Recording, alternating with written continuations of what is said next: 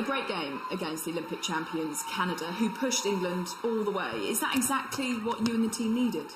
Yeah, definitely. We were exposed. It was quite transitional, which was probably quite a good thing. You can see that we're trying to find our feet, but we definitely caused them some problems, but also, learning where our weaknesses, I suppose, are. How did Serena tell you both times that you'd be England captain? She sat me down. She asks me, which I think is a funny question, do you want to be? And this time it was more of a discussion with the group and the other players that have been involved. You know, Millie, obviously, I knew I was going to give the armband to her yesterday, so it's weird because you're not making it a big thing, because it's not for us, it's not something that affects us, but also it's something that needs to be addressed, and the responsibility falls in one person's lap. As England captain, you're seen as a role model for younger girls coming through. Do you very much embrace that part of the job?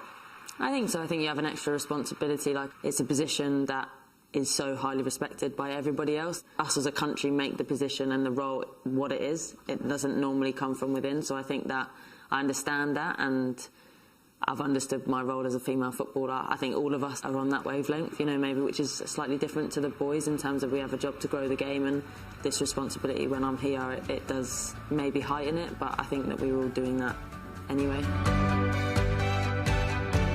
If I were to tell the 9-year-old girl that walked through the doors at Arsenal that she'd be captaining her club and country, what would she say? She'd be shocked, but I think I was encouraged to dream that big, which I like when I look back. This was never part of the plan, but the fact that it's turned out to be the way it was, my family had sort of never put limits on that. To even make it to the first team was something that I felt was maybe unachievable at times when I was growing up at Arsenal. To then be playing for England on a regular basis and then to wear the captain's armband. If somebody said that that was their plan, then I'd say impressive sort of self-belief.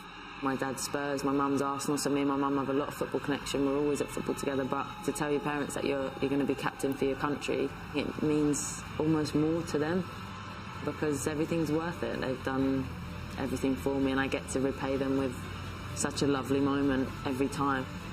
Both of my parents drove up from Milton Keynes to Middlesbrough and back in one day just to watch me walk out, so I think it gets me a bit emotional, actually, because it's special, yeah.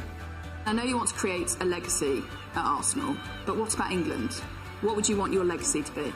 I'd like people to look at me as an England footballer and believe how honoured I am to be in the shirt. That's what means the most to me. I'm very patriotic, very proud to be English, and to wear that badge is everything I've ever dreamed of, and probably what a lot of other people do as well. Wait, that was so easy.